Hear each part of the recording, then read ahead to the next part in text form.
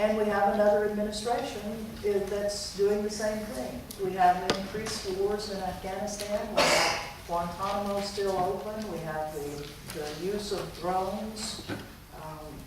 We stand back and want to do a little computer stuff with weapons so that, it protects our own troops. We don't have to put troops on the ground. We can just have these planes flying over and looking in, and then because we've got such good intelligence, we can feel with great security that when we push the button on a drone firing mechanism, when we push the button in Creech Air Force Base in Nevada, just outside of Las Vegas, that drone that's flying over Afghanistan or Iraq, that it's going to be hitting the target that our intelligence people say is an enemy. And boy, it really works well, doesn't it? 100% of the time. No, hundreds and hundreds and hundreds of civilians are being killed. Oops, we made a mistake. Oops, we thought we saw. Those look like militants to us. We thought we saw a weapon. Oh, we didn't see the kids that were sitting in the front of the van. Oops, we're sorry. How many of you all seen the video called Collateral Murder? Yeah, it's the video that a young Army specialist, Bradley Manning, who's currently in jail in Quantico at the Marine base.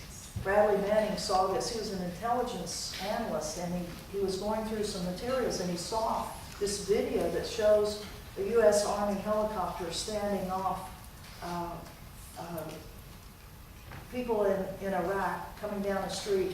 They were told, those are insurgents, those are the bad guys, take them out. And so they shot them with the guns on the helicopter, mowed them down, and they were all looked like they were pretty dead.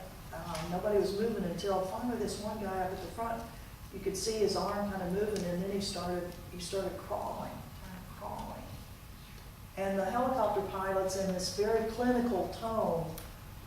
Well, we got one still alive. He's starting to move. Do we have permission to kill?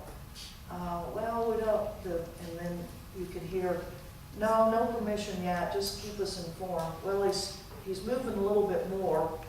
Permission to kill? No, not yet. No.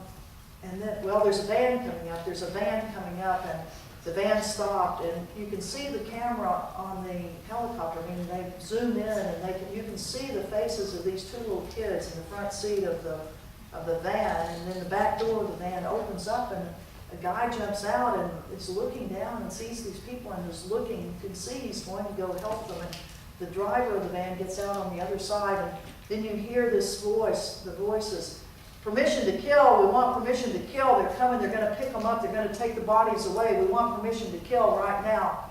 Okay, permission given, and then all of a sudden you just see everything erupting. You see the smoke, you see the dust coming up off the road, and you see the van that's now kind of turned over, and you see the bodies are all hit again, and you see the two men who turned out to be Reuters reporters. And you see the two young kids that are still in that van, and then you don't see the fact that some ground forces, U.S. ground forces that were in the area are coming over to see what had happened, and that there were two young men, Josh Stieber and Ethan McComb, as we now know them, because they've come forward to say, we were on the ground and we saw what happened, and we saw those little kids that were in there, and we went over to try to help. And we were told by our company, our squad leader, no, don't go help them. And these two guys said, well, we can't leave these kids in there. I mean, you've got to go help them. And so they went over and they pulled them out and were taking them, saying, call a helicopter, call somebody to help these kids, take them, get them treatment. And no, we will not. They will wait for ambulances, and they will go to an Iraqi hospital. Well, those two soldiers have now come forward along with Bradley Manning. Bradley Manning, who made public at great risk to his life. I mean, he is now being charged for violations of giving out classified material, because that videotape was classified. So Bradley Manning is waiting in Quantico prison to be court-martialed for making public something that, should we know about things like that? Should we know about what goes on in war? Or should we just let those things go by?